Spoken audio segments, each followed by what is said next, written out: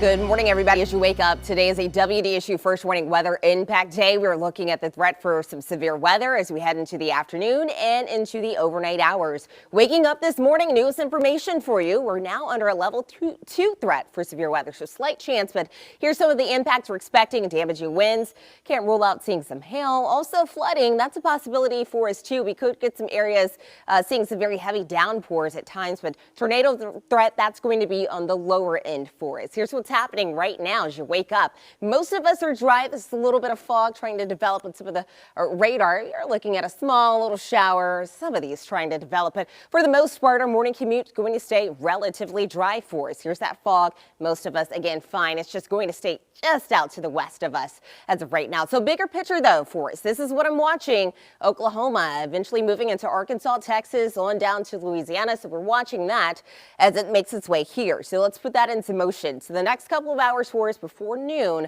most of us are going to stay dry. Again, could see maybe a spotty shower brush through. Shouldn't be anything heavy. Clouds will start to increase, however, and then once we get deeper into the afternoon, almost into the evening, that's when we'll see these pop-up thunderstorms happening for us, maybe some hit or miss showers, thunderstorms rolling through.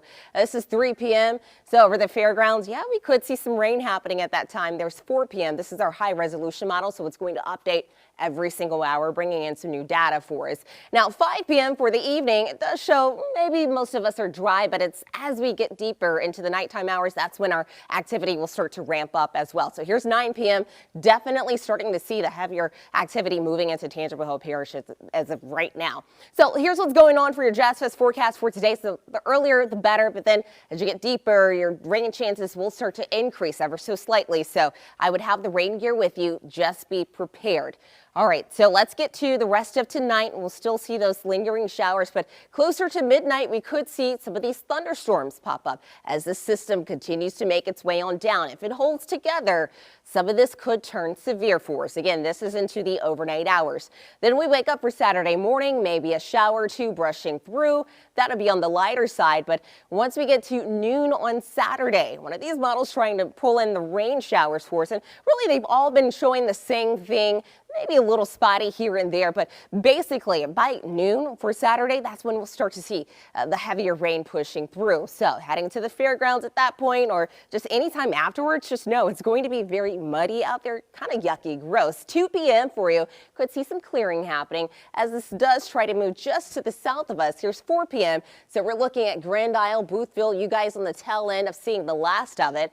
And then a little bit just to the south of New Orleans at that point. So we will see some clearing for Jazz Fest. It's just the conditions on the ground may not be the greatest by the time you are into your Saturday afternoon. So Saturday for Jazz Fest looks to be the rainiest of the days. Just be prepared.